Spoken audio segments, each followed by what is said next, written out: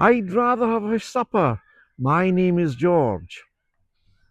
Now let me backtrack a little bit. Just before I joined OM, I should add that Operation Mobilisation encouraged people to go on a short-term mission with them so that they gained some experience before they finally became members of OM. But it wasn't compulsory.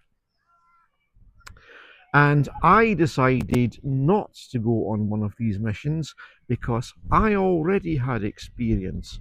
I had spent 3 months with another mission in the Netherlands called Tot Heil des Volks, and I worked in a Christian youth hostel in the red light district of Amsterdam. And it seemed to me that everybody and from the world and his dog came to the hostel. There were people who were Arabs, Europeans, Americans, some Africans, you name it. And I had never been in an atmosphere like that before, coming from Dunfermline. And it was good for me. It had difficulties.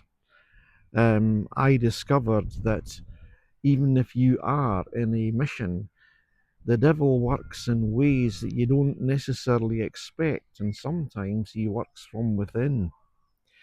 And there were people who opposed me on the staff, but God raised up someone who spoke for me, and I stayed, and I spent the full 3 months I intended to be there, and it trained me for international mission.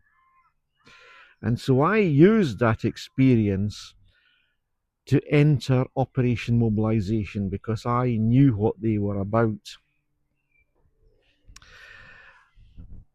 As I said, I had considered I wanted to be a minister in the Church of Scotland. And through unusual circumstances that I've already described, I didn't go for the interviews and I was diverted to missions, and it turned out to be Operation Mobilisation.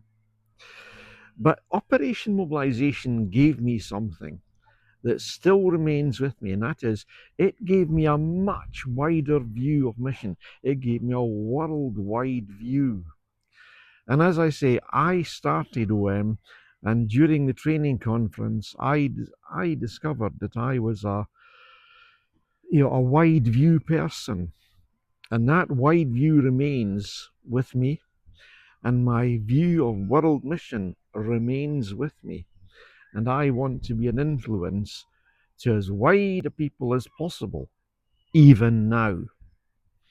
And so you need a wide vision, but you also need meticulous detailers in Operation Mobilisation and missions like it, because there are people who bring to Operation Mobilisation or any missions organisation their professional skills.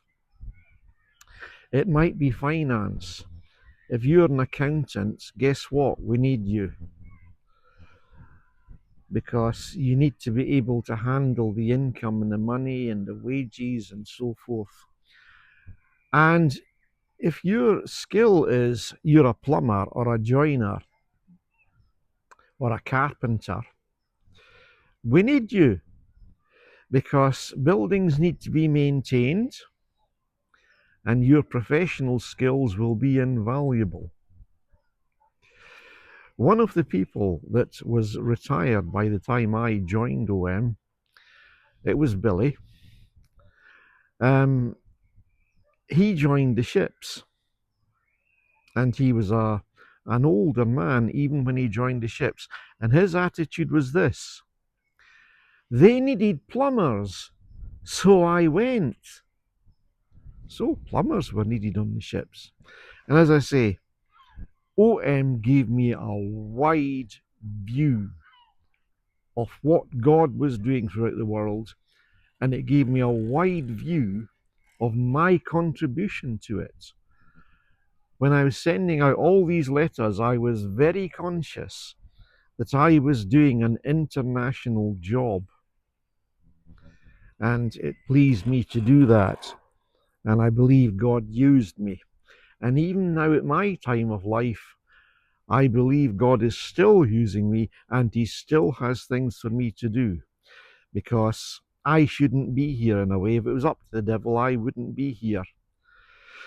Because, I had an accident, I could be dead, but I'm still here because God wants me here. And I still have that wide view, and I hope to encourage other people. As I say, people bring to the job in Operation Mobilisation their professional skills. Perhaps you're watching this and you've got professional skills and you've got no idea how you could use them in missions. Well, approach missions and find out. If you are in any way a tradesman, get in touch. In my case, I'm not a tradesman, and I'd only worked in shops and spent a short time doing administration in Rosyth Royal Dockyards. But I could be trained for the job, and then I had a God-given natural gift, and that is the gift of teaching, of expository teaching of the Bible. And in devotions in the mornings, I would take the Bible, open it up, and do what I did in my church, which is I would explain to people what that passage is about and how it applies. And I'm still doing it even now with these videos.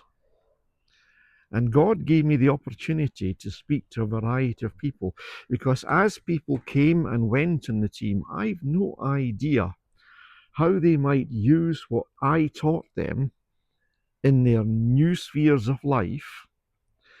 And also, too, I was privileged in that when there was a potential new intake, they always got the same speaker when they came to the team devotions. And you're looking at that speaker just now.